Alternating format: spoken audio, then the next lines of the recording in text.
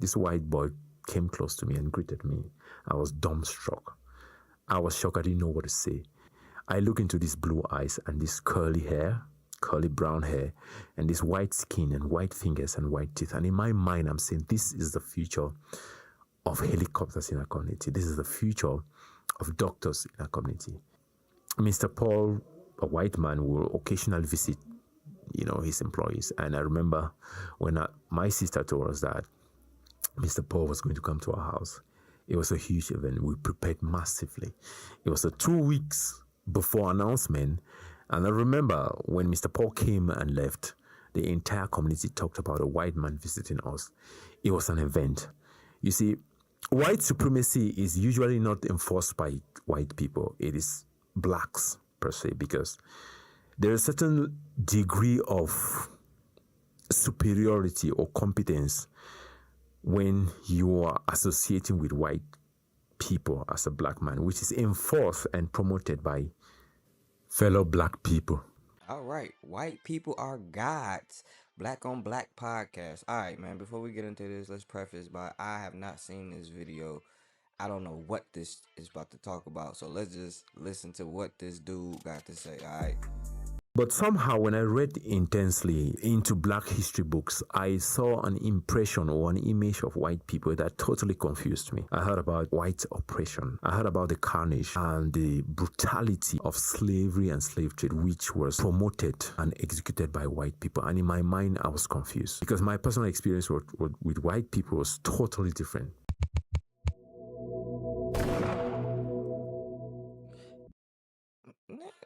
So, I mean, so you saying this stuff didn't happen or something? Just because, what? What? German philosopher Arthur Schopenhauer wrote that books can teach facts and theories, but they can never replace lived experience. Schopenhauer was writing about the limits of books and how personal experience differs from, learned knowledge about a certain subject. While it is important to read about black history and study it, I think that in modern times, it is important to tap from personal experience and anecdotal experiences. First encounter influence our judgments about people and will have long-lasting impressions in our minds. Imagine a scenario, all right, where two African men, say Mr. A and Mr. B, they have an encounter in some afterlife environment. Mr. A had died in, say, late 18th century during the colonial period, for instance, okay, from dehydration or some disease in a British slave ship as they were being shipped to, Southern America or the Americans. Now, Mr. B, however, died in, say, the year 2000. Let's say he drowned in the Mediterranean Sea trying to smuggle his way to Europe, to America, or some Western country. Imagine how confusing and very ridiculous their conversation is going to sound like about colonialism, about white and black and the two situations. And this brings me to a question. How did black people move from resisting being dragged to the West in the 18th century, resisting colonialism, to forcing their way and risking their lives to get to the Western world, the same former colonial masters? So the question is, what happened between that period? Regarding personal experiences, I want to share with you my first encounter with white people as a young African. And I know that there are so many Africans that are going to share similarities in this story. Well, before he goes on, we gotta see what type of time period he's talking about and who's actually trying to migrate to where. When you're talking about this, you need to really put some years behind these things on what you're talking about, because all right, so even if you want to talk about, because we can go to the 1900s and us as the black Americans, right, melanated Americans, we can go to the 50s and 60s and 70s, see what happened, bro. even to the 80s. You can go to the move, right? So the stuff has been happening to us here. So if we didn't migrate here, we was either here or taken here. So I don't know. I don't know what group he's talking about, but I do remember they was talking about the British people, the black British people, and I don't want to get quoted on this. We could look it up at the end actually. The black British people, they chose to go. They had a choice to either stay and fight, or they had a chance to leave, and a lot of them left, I believe. I'm not sure about that. If anybody does know, you can put that in the comment section. Now, I grew up in a suburban village community in one of the minority Anglophone regions of my country, Cameroon.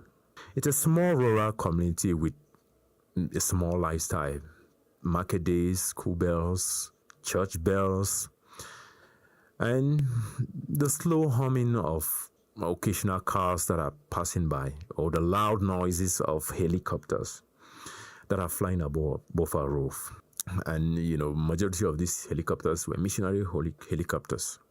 In my early teens, which is during the late 90s, the first place where I actually started paying attention and noticing, really paying attention and noticing white presence and white people in my community, it was at a hospital.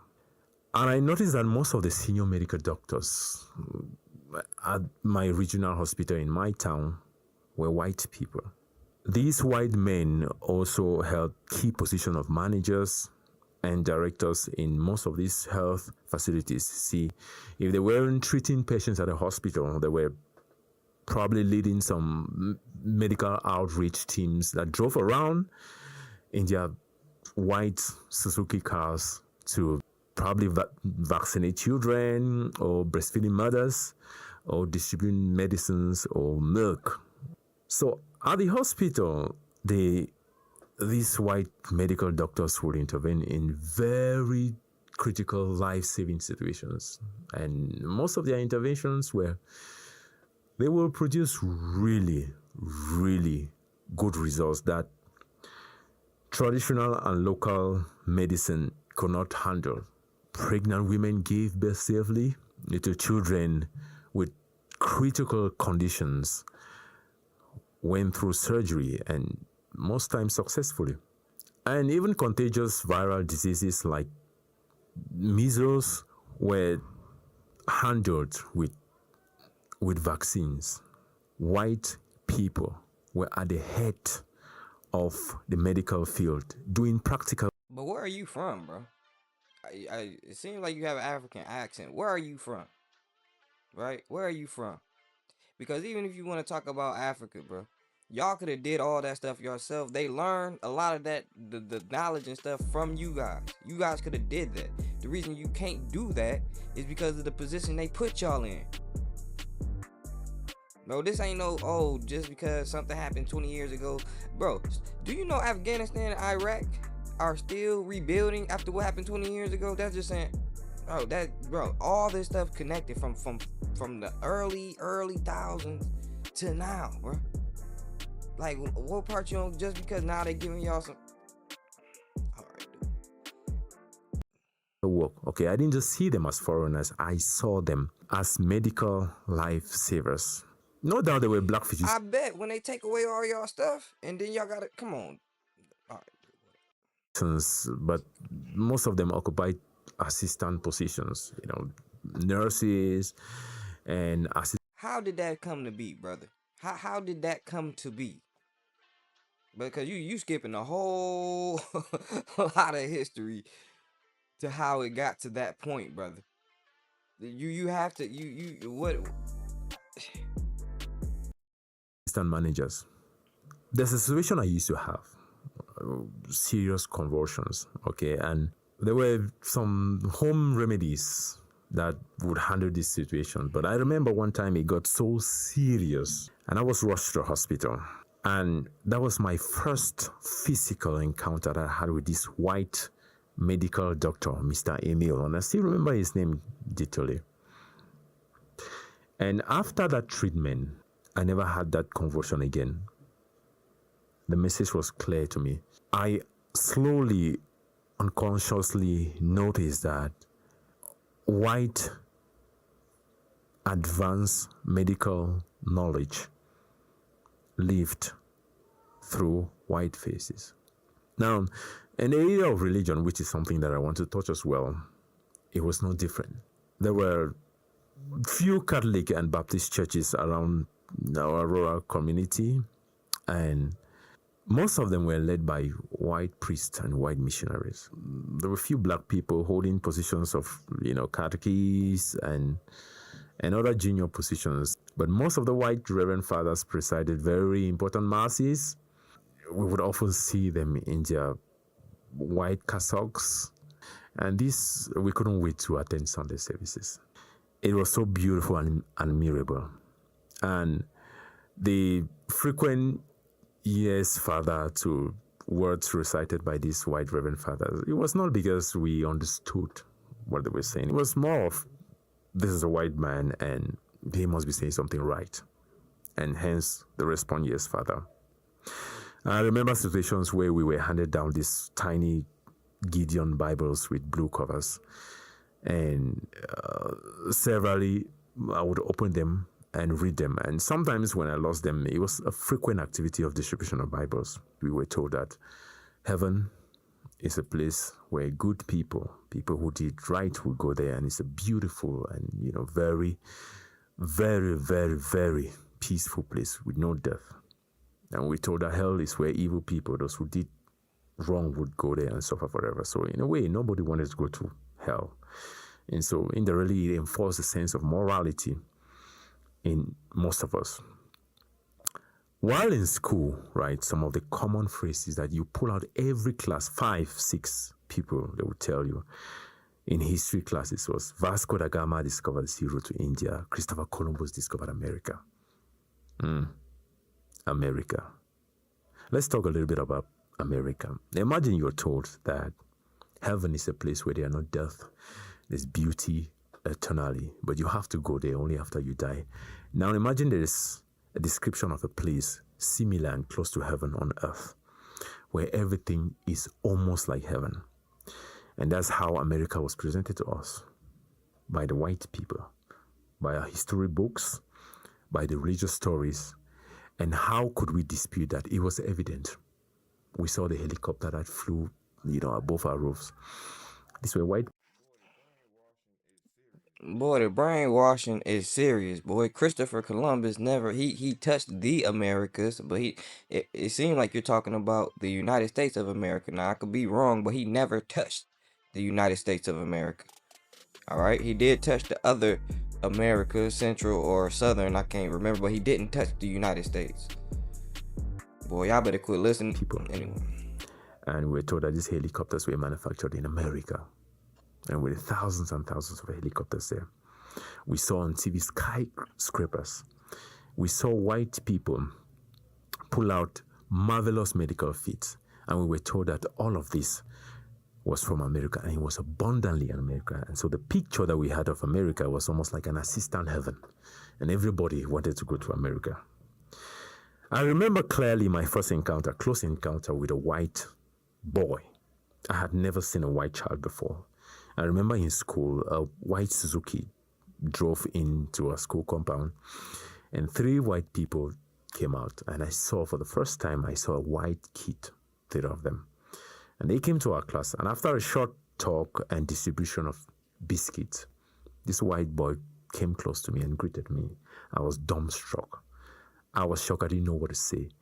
I look into these blue eyes and this curly hair, curly brown hair, and this white skin and white fingers and white teeth. And in my mind, I'm saying, this is the future of helicopters in our community. This is the future of doctors in our community.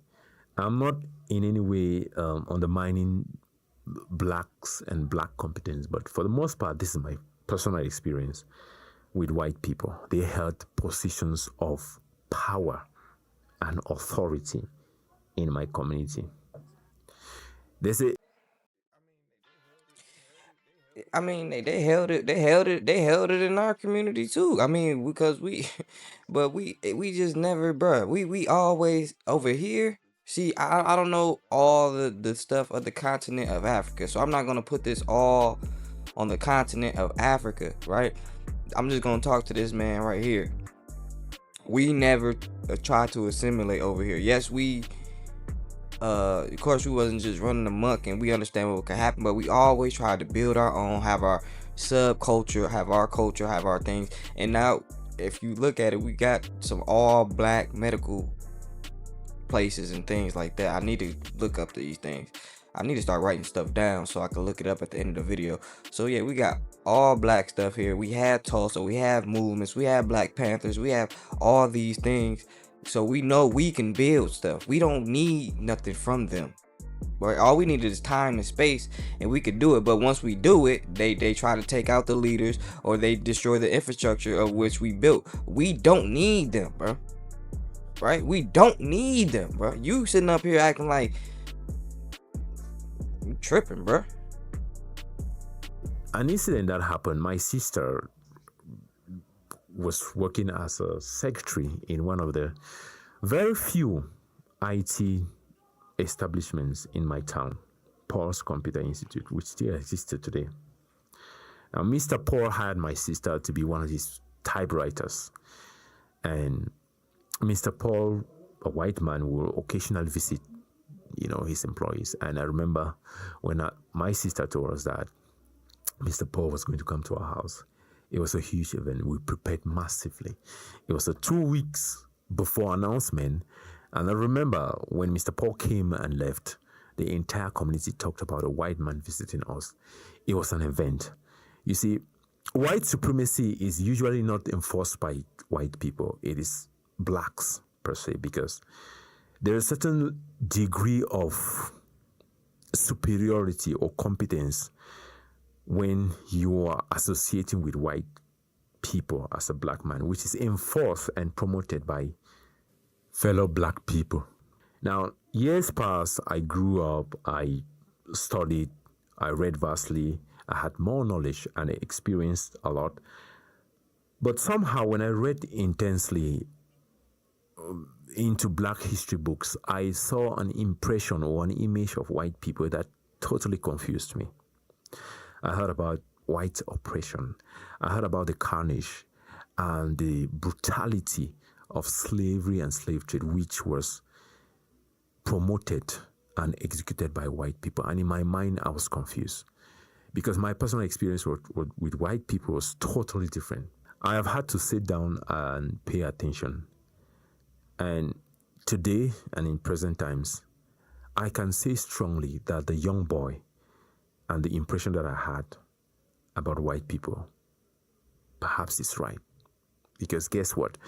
When you notice the thousands and thousands of young people that die in the Mediterranean Sea or in the Sahara Desert or in other really forest areas because they are desperately struggling to go to the white land, to America or to Europe, most African countries benefit from foreign aid, foreign intervention, international organizations' presence, and foreign loans, which, by the way, most of the contributors and shareholders are still former colonialists.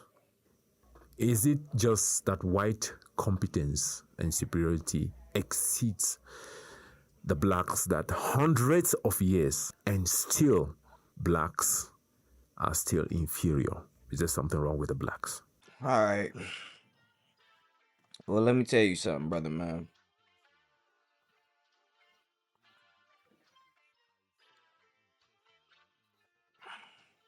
All right, so we can talk about this for a minute. All right, so when you kidnap people and put them in bondage for so long,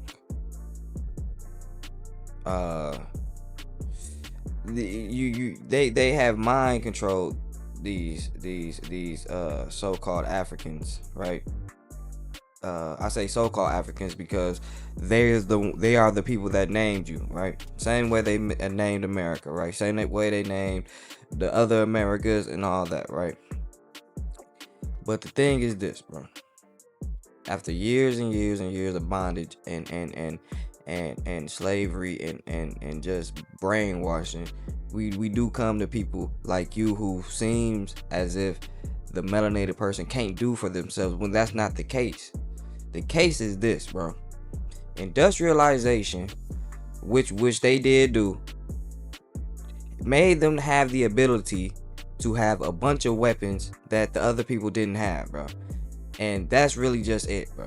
It ain't about them being super smarter. It ain't about them having this moral compass. They took over with weaponry, put you in a bad position, then made you dependent upon them. Okay? It's not that you Africans or any melanated people aren't smart enough to do this, bro. They were just the most aggressive when it came to building weaponry and their mindset and their globalization, which, you know, I give them that part, but it doesn't mean they're ultimately just these amazing type of people, because you got to remember they came from killing and eating each other, right? I don't want to say, I'm gonna look that up too as well, but they came from killing each other worse than us, right? So yeah, man, just don't just fall into the hype, my brother. All right, but if y'all wanna, hey, we out, man. It's the Melanated Captain. We out.